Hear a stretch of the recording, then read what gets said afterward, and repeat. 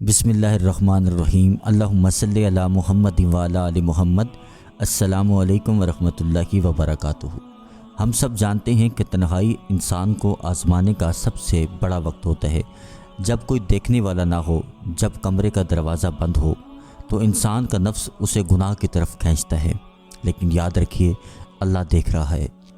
ایک جوان ملے اور کہنے لگے کہ میں رزق حلال کماتا ہوں، رزق حلال گھر میں لاتا ہوں، کسی پر ظلم نہیں کرتا، حرام مال سے بھی بچتا ہوں، میں عرصہ دراز سے درود پاک پڑھ رہا ہوں، لیکن مجھ پر فیض نہیں کھل رہا۔ ان سے عرض کیا کہ آپ طاقت کی دوا بھی کھا رہے ہیں، ساتھ تھوڑا سا زہر بھی لے رہے ہیں، اس لیے فیض کا دروازہ آپ پر بند ہے۔ تو کہنے لگے میں سمجھا نہیں۔ عرض کیا کہ رات کی تنہائیوں پر توجہ کریں۔ رات کی تنہائیوں میں موبائل پر آنکھوں اور کانوں سے کیے گئے گناہ آپ کے درود پاک کے نور کو کھا رہے ہیں۔ اس بری راہ کو بند کر دیں اور پھر درود پاک پڑھیں۔ انشاءاللہ امید ہے کہ رب کریم اپنے کرم کو آپ پر جاری کرے گا۔ درود ابراہیمی کا فیض، درود پاک کا فیض آپ پر جاری ہو جائے گا۔ ہمارا دل حوض کی طرح ہے اور ہماری آنکھیں، ہمارے کان، ہمارا منہ اس پیالے کی طرف جانے والی نہریں ہیں۔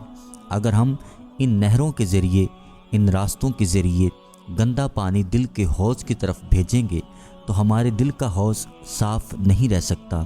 اور اگر ہم اپنی آنکھوں کا استعمال، اپنی زبان کا استعمال، اپنے کانوں کا استعمال اللہ اور اس کے رسول صلی اللہ علیہ وآلہ وسلم کے احکامات کے مطابق کریں گے تو وہ نیکی، وہ عبادت نور بن کر ان راستوں سے ہوتی ہوئی ہمارے دل کے حوض کو نورانی بنا دے گی۔ کوشش کیجئے گناہوں سے بچیں، اللہ کو یاد کریں، ہر وقت زبان پر درود پاک پڑھیں، اس سے انشاءاللہ گناہوں سے دوری ہوگی، ذکر کرنے میں مزہ آئے گا، درود پاک کا نور، درود پاک کا فیض اور محبت میں اضافہ ہوگا۔ اللہ کریم آپ کو، مجھے، ہم سب کو درود پاک پڑھنے والا، پڑھوانے والا بنا دیں۔ انشاءاللہ اگلی ویڈیو میں پھر حاضر ہوں گے۔ اللہ حافظ۔